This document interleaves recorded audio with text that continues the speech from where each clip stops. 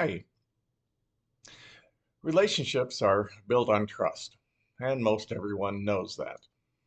But it's also true that many people find that building trust, as well as recognizing who is trustworthy, is a challenge.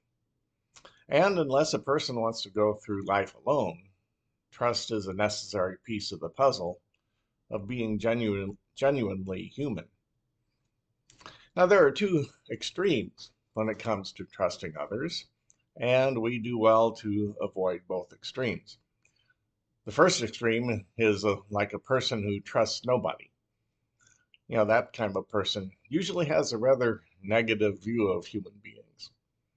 They may think that others are only concerned about themselves and that people only help others in order to get what they want. Their view is that everyone has ulterior motives, so you can't take what they say or do at face value. Now, such a person will probably have few close friends, and even those friends will be quickly written off, if you will, if they're perceived to betray the person's trust, even by mistake. Of course, a person like this has come to this view honestly, actually. Their trust has most likely been betrayed often in the past, and their skepticism about others is probably a way they protect themselves from further hurt. But it often results in a very lonely life. Now, the other extreme regarding trust is seen in a person who trusts everyone. Now, this person might believe the email they receive from a Nigerian prince who needs money, or they may take false flattery as genuine. Such a person might lack discernment skills when it comes to social behavior, and they keep making the same mistake of trusting people who are untrustworthy. Now, loneliness can also drive a person to trust unwisely. It's not uncommon for people to jump into relationships in order to avoid the pain of loneliness and then discover their trust was misplaced. That happens quite a bit. And also, the example, posting everything about one's life in social media is another way of misplacing trust, even though people may not realize that.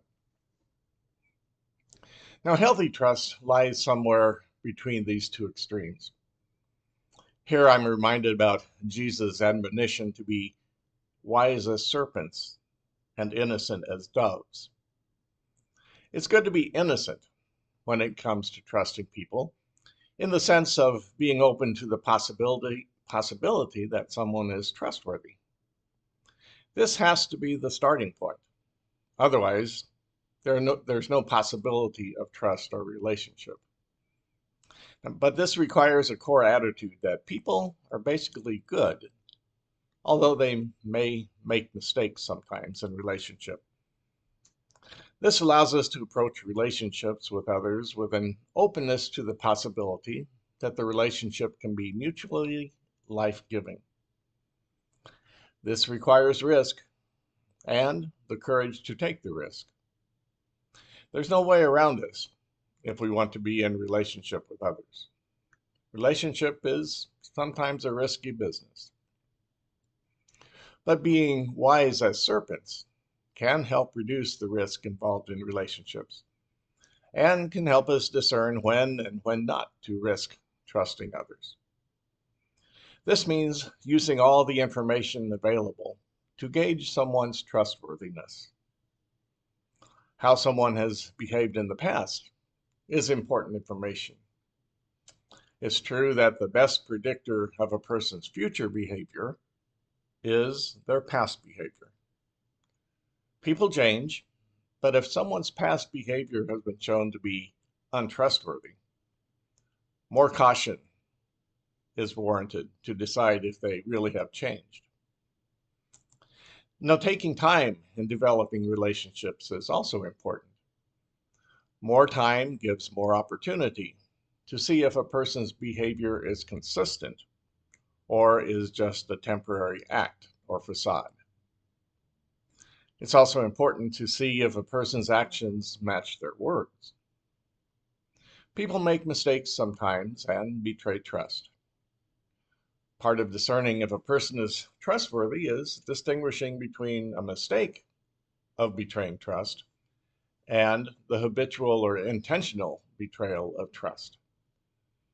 And this is sometimes tricky. But again, this should become more obvious over time. It's important to take time in building relationships if we want to be more certain that a person is trustworthy.